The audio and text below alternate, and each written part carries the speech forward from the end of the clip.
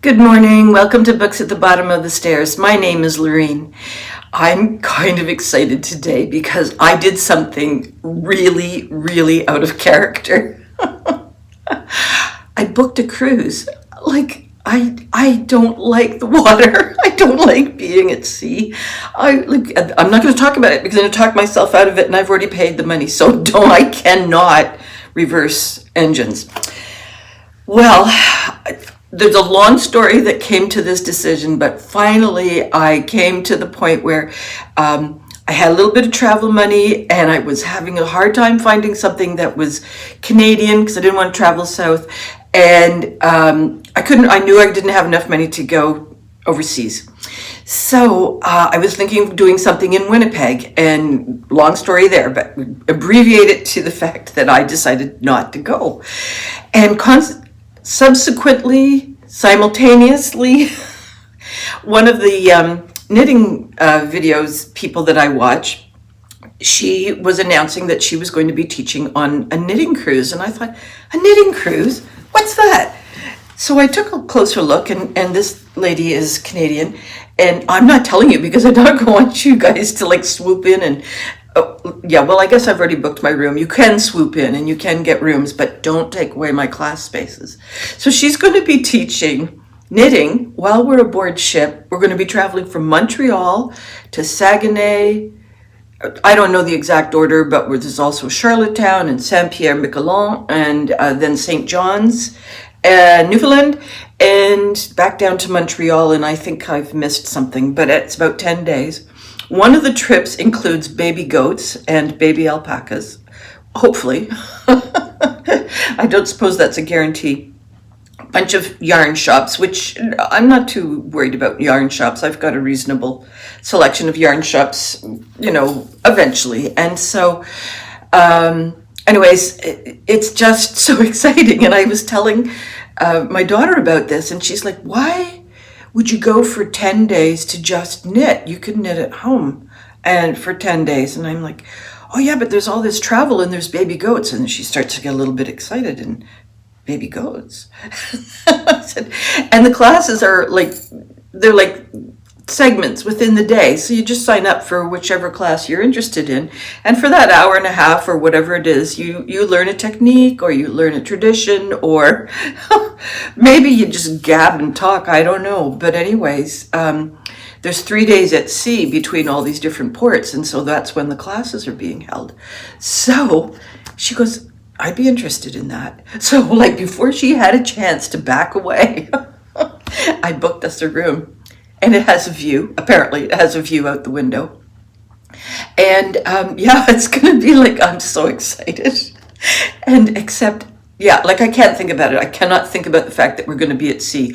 I'm going to buy myself my own personal flotation device, the kind that you can wear around your waist all the time, and you can inflate. I'm going to buy my own. And I'm going to buy one of those glass crackers, so that way if we're sinking, I can crack open the window and I can swim out with my inflatable. Don't talk about the Titanic. We're not going down that, or the Lusitania, or the Queen Mary, or something. Anyways, we're gonna keep it like that. We're really only sailing in 2 feet of water. That's the premise. So what's that bring me to? And as far as books go, I was thinking about it, thought, I wonder if there's a book Phoebe and I could do as a read aloud or a read along. And she adores Treasure Island. And so I thought, oh, that would be good. We could and then I thought, no, let's get the movies. We're going to get the Muppets Treasure Island. We're going to download it, and that will be one of our evening's entertainment. And the other one I thought about immediately was Murder on the Nile by Agatha Christie. Now, I've seen 2 versions of that, and the latter one, the actor whose name I'll never remember, also did Murder on the Orient Express, I think. Well, that's okay. It's an okay version of it. But there's an earlier one, and I'll see if I can link it with you. It's got Maggie Smith plays a minor character, and it's one of her earlier roles, and I don't remember who Poirot was played by, but they do it as a farce. It's a comedy as opposed to like a serious murder thing, and I think we're gonna download that. That will be another night's entertainment for us. So, and just as I'm talking, I'm thinking to myself, Errol Flynn. My mom loved Errol Flynn, and I think he's got a couple of buckling movies too. So I'll check into Errol Flynn. But if you guys have any suggestions, I don't want sinking. We're not going to do Jaws or the Titanic or that other one, the Poseidon. We're not doing. That was an amazing movie, but man, I never went to see after that. Anyhow, so I thought, okay, what am I going to read? I was thinking of all these possible different books, and I'm going to ask you guys for suggestions. But I do have quite a pile. I didn't realize how many books we have in the house that have to do with sea. Now, why I didn't figure that out, I don't know, because both Phoebe and Steve are sailors, and they read the whole Swallows and Amazon collection. Did Phoebe read that? I'm not sure that she read the Swallows and Amazon series, but Steve has. And they both read Patrick O'Brian. There's almost always a Patrick O'Brian book going, or apparently there's some kind of podcast where people talk about it. So they're big Patrick O'Brian people. That's got murder and sinking and whipping. And so, no, we're not going to do Patrick O'Brian. I think I watched Master and Commander and had to leave because... yeah, I just didn't like the shipboard cruelty. Anyhow, we're looking for a kind of a lightweight at sea or a river. Rivers can work too. Book recommendations from you. But I am going to share what we have in the house. What I don't have, but I thought we did, was The Boat That Wouldn't Float by Farley Mowat. It's now is it sort of... I think that it's somewhat autobiographical. I believe that he sailed quite frequently around sort of this Newfoundland, Saint-Pierre-Miquelon, that kind of big area. And I believe he had some kind of a boat that just would not repair well and would not sail well. And I think he sailed that with his daughter Claire. Then I'm pretty sure that his daughter Claire wrote a book that was nonfiction about sailing with her dad. I understand Farley Mowat was a bit of a D-I-N-K, and so I don't think that... might not be funny, might be tragic. Anyways, the other one that I was thinking of that I have not... wait a minute. I think there's, Kidnapped by Robert Louis Stevenson. I don't remember exactly how that plot runs, but I might have read it, but I'm not sure. So that's a possibility. Kidnap is a possibility. But as I was thinking about that and I was going through our books, I came across two other books that have the same theme. One is Captain Courageous by Rudyard Kipling, and it's about Harvey Cheney, a spoiled millionaire's son, tumbles overboard from a luxury liner, only to be rescued from the surging waves by the crew of a Gloucestershire schooner. Thus begins the boy's second voyage into the rugged rights and ways of sailors. There's the cover, which is kind of the description for Kidnapped, I believe. I think it's along those lines. But then we have The Sea Wolf by Jack London. Humphrey Van Weyden was rescued by the seal hunting crew of the Ghost. He became an unwilling sailor under its captain, Wolf Larsen. The men who sailed with Larsen were vicious outcasts, and the captain himself a violent, dangerous man. The Sea Wolf is Jack London's powerful story of the conflict of good and evil. This takes place out the Alaska side of things, whereas Captain Courageous, I think, is on the Atlantic. Where would Kidnapped be taking place? That's probably taking place in the Atlantic as well. So, I have read both of those. Captain Courageous, I liked. It wasn't it wasn't a deep plot. It wasn't a deep look into the maturation of a spoiled kid. I think it's pretty apparent, it's a short book too. If you're looking for Shorty September, it's about 140 pages, but the text is super small, so it might not work for a Shorty September book, but it is a good story. And you really do feel this kid's pain. I mean, I don't know that he even knew how to button his shirt, so he really has to learn independence. This one I also remember reading, and I'm pretty sure that's when I started to fall out of love with Jack London, because his other books, oh gosh, what's the one about the dog? I was just looking at it. Anyhow, he's not afraid to hurt things or to hurt people and to describe it. And I'm too much of a wuss. I don't love that kind of, it's not gratuitous violence, it's just very obvious violence. And I, like my sex, I like fade to black. So, I was thinking about those two. There's Kidnapped, which I think is a better version of this theme, and I don't know whether these authors, I don't think they might have been inspired by each other. I really don't know, but it's an interesting, what do you call it?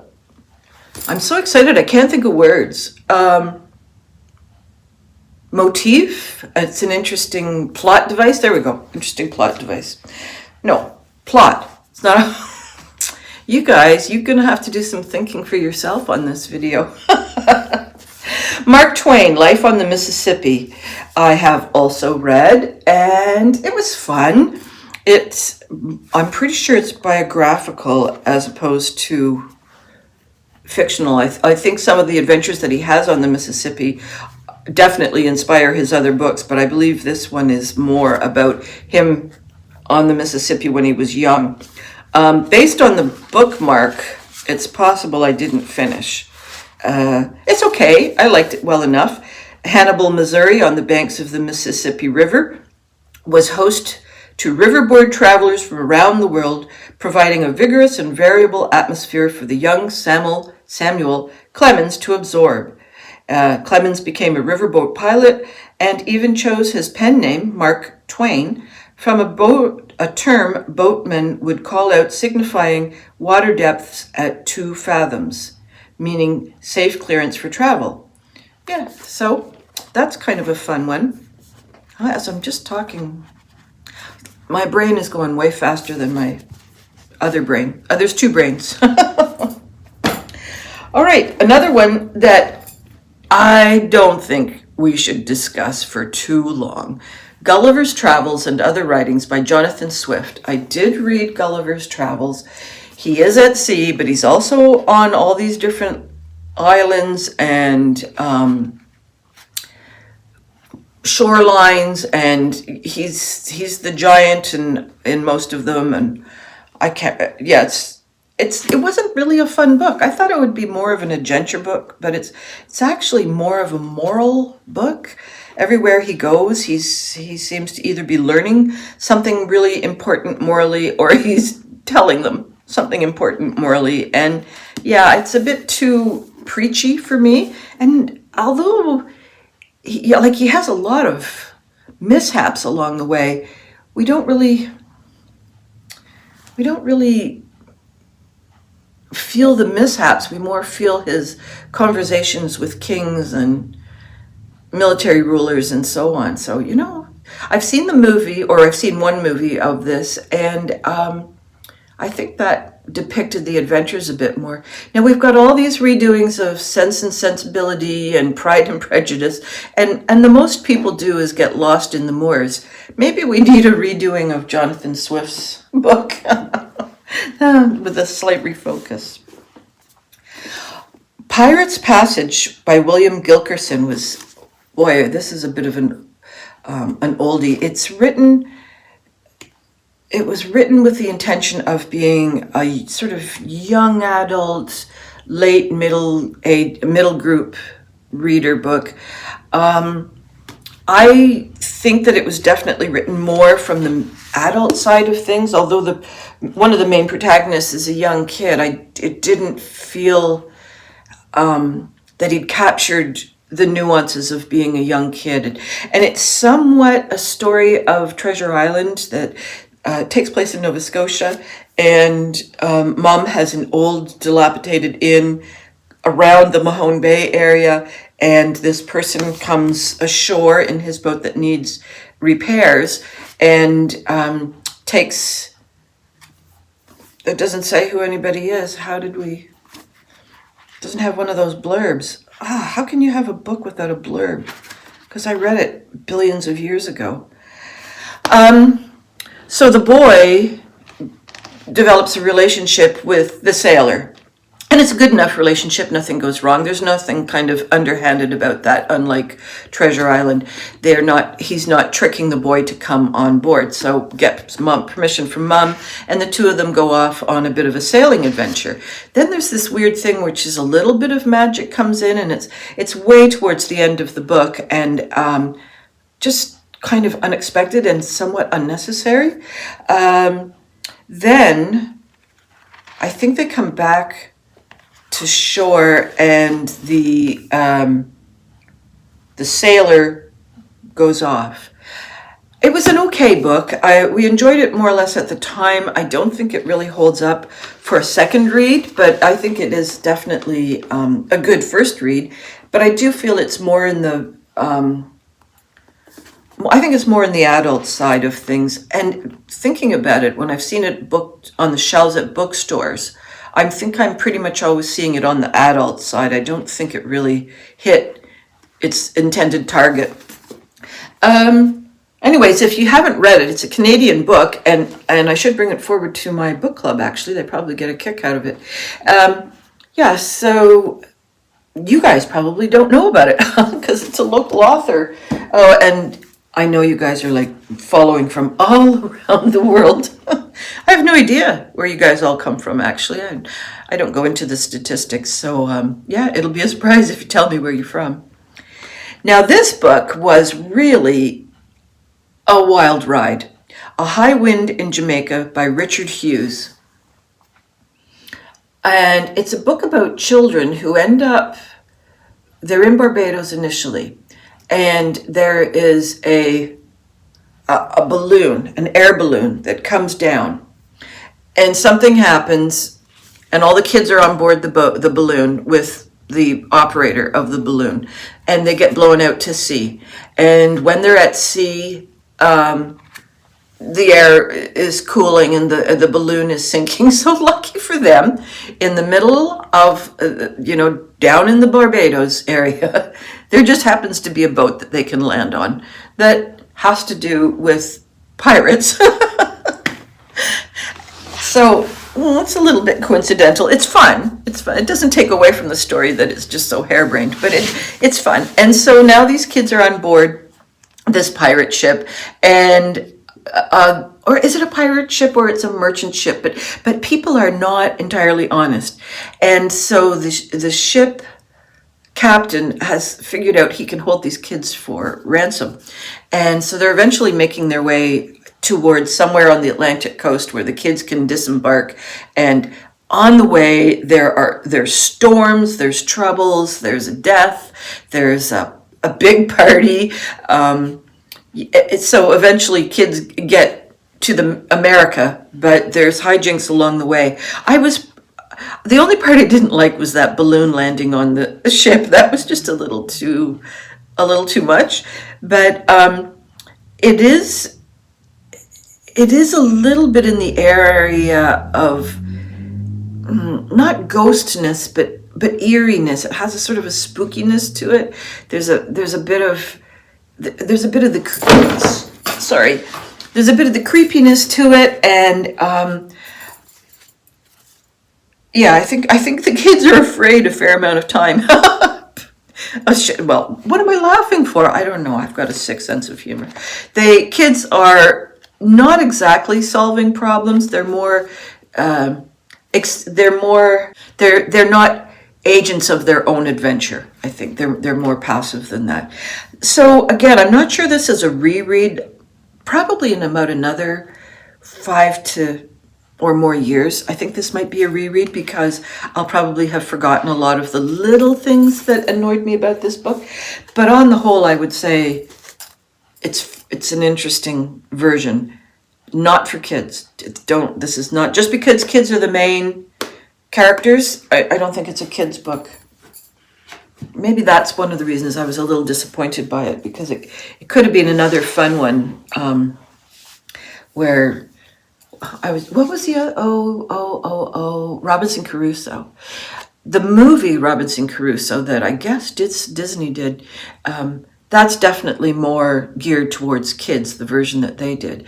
But the actual book itself has got a lot of philosophy and honoring thy father and praying to God stuff that, be thankful that we survived this journey kind of thing. And so it's not really a children's book. I think if someone was to take this into a movie, and I think you could see a lot of fun with it. Okay, the last one I've got, I read not too long ago, but this was one of Steve's early entrants to, you can't really see the printing. That's a poor design choice, isn't it? This was an early book for Steve when he was probably around 12 or so, and Moonfleet, and it's by J. Meade Falkner. Everyone in the tiny village of Moonfleet lives by the sea one way or another, so it's no surprise when young John Trenchard gets involved in the smuggling trade. Forced to flee England with a price on his head, John little guesses the adventures and trials he will face before he sees Moonfleet again, or the changes in his fortune when he does. This is set in the early 1700s? 1757. This was a good book too. Now, we did this as a read aloud, and I will say that a lot of the adventures happened on land. So the ship comes in and it wrecks, and there's people are picking up the debris and so forth. But John does go to sea, but it's not as big as the time that he's on land. But it is definitely connected to the smuggling trades and fleeing from the authorities. And so, it was a good book. We enjoyed that. And it did make a good read aloud. I think we read it when we were up at the camp. So Steve was sailing, and so, it kind of fit the theme. So those are all the books that I have read. And so now the question to you guys is, what else is there? Now, so I say we don't want any sinking. We don't want any drowning. We don't want any sharks coming along and having a lunch on the hapless passengers that have drowned. So an adventure would be cool. Being on board ship would be cool. Doesn't matter what age group it would be. Now, this is just our fiction collection. I didn't bring to you about 5 other books that were just semi-biographical, autobiographical. We've got all kinds. I think there's upwards of about 30 or more books that have to do with pirates, and I guess pirates is an option, isn't it? I didn't really think about that. Pirates could be cool. So Steve has quite a collection of books that are fiction, not fiction, but sort of fiction, where somebody decides to go and circumnavigate the world. I don't know who he was. He was famous. And, the other one that I think Phoebe will probably suggest, and it's not going to come to me, it's the guy who was it the Antarctic? It was in the Antarctic, and his ship, it's just on the tip of my tongue, and his ship sank because of the crushing of the ice, and some of the people were on an island with just very little shelter and some food, and he and the other guy took off to get to the Antarctic station and rescue. And she's going to kill me if I don't know this book. When she was at sea school, she was a captain for an assistant captain, with a group of kids that would go out every year on these 14-foot open boats and in the Mahone Bay, and it was 10 days of sailing and hardly ever coming to land, only coming to land for about water or getting some more food and so on. They were at sea the whole time, and it was, you rowed and you sailed, and this book was read on every single journey, and I guess I'm going to get pinched. Well, that's it for me. I think this is going to be an adventure. I think this is going to be a real adventure, kind of a journey for the next little while as we pick up things that we'll be taking along on board. It's 12 months away. I am going to have to calm down. Yeah, so I hope all your reading adventures and dreams continue to come true, and I look forward to any suggestions you have. That would be super fun. Bye-bye for now.